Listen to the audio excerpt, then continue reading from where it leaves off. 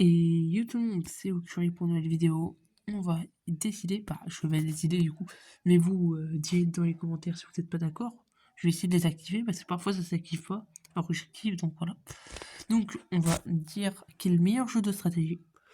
Alors on va commencer par son concurrent numéro 1, et pourquoi ça ne l'est pas? Parce que pour moi le concurrent numéro 1 c'est le jeu Clash Royale, forcément. On est obligé de le dire, Clash Royale en tout cas a été un très très bon jeu. Sauf qu'il a eu aussi pas mal de défauts.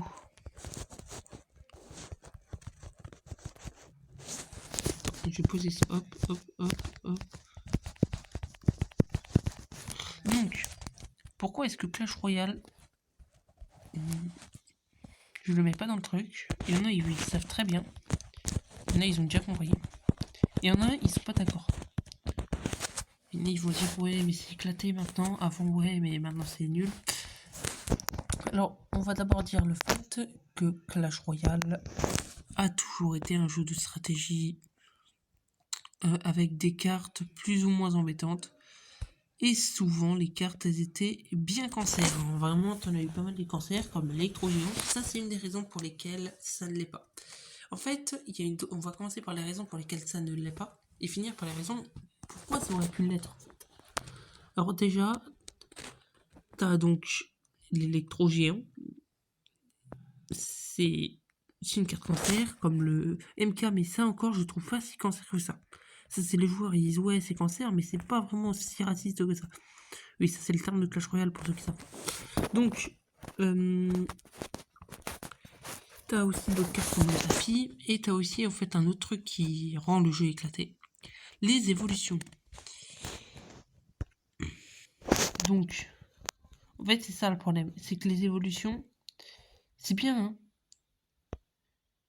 Mais t'en as pas. Le jeu, il se retourne pas contre toi. En fait, c'est... Si t'en as pas, en fait, ça sert à rien les évolutions.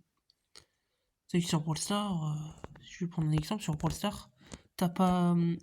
si t'as pas une hypercharge et ton adversaire en a une, t'es bien dans la merde. Donc, du coup, je vais aussi dire une autre raison. Non, là, ça va être une raison pour que ça aurait pu l'être.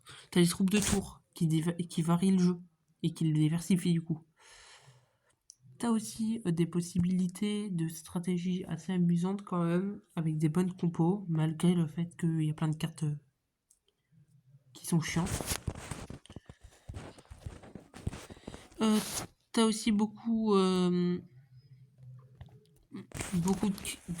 possibilités, pas de stratégie, mais aussi d'emotes. Quand t'as envie des emotes, t'en as pas mal, vraiment.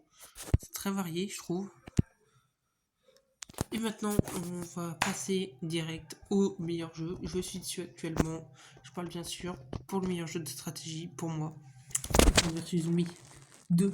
Pourquoi? Pour la simple et bonne raison que je suis un peu dans la D. Attends, vite, est-ce que ça va m'aider? Donc, en fait, t'as beaucoup de stratégies. T'as plein de moyens de gagner. C'est aussi un jeu où, même si tu payes pas, tu peux avoir des très bonnes cartes. T'as des cartes plus ou moins fortes.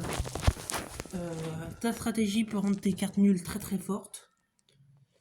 Vraiment, faut juste être logique et réfléchir.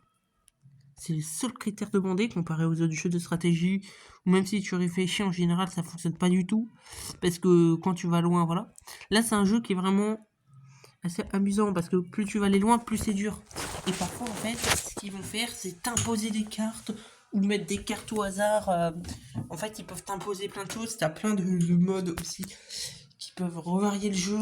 T'as des cartes comme l'infini noix que tu développes dans le futur qui peut se régénérer, ce qui te laisse quand même pas mal de stratégies. Par exemple, essayer de poser 2 infinis noix pour que quand la première infinie noix est morte, et donc en train de se régénérer le temps de bouffer l'autre, et qu'elle respawn. Bref, t'as beaucoup de possibilités. T'as aussi plein de monde.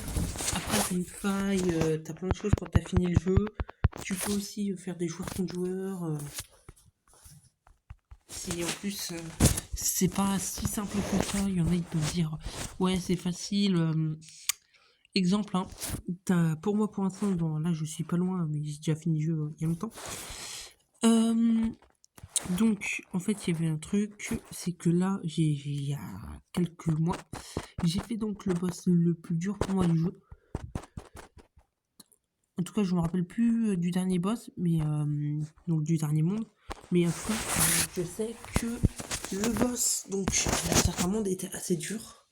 J'ai galéré et ce jeu, en fait, c'est un jeu quand même assez dur où je dois être logique, même si parfois les boss sont très embêtants et que tu dois faire de ton mieux pour essayer de pas te faire débarrer par les autres.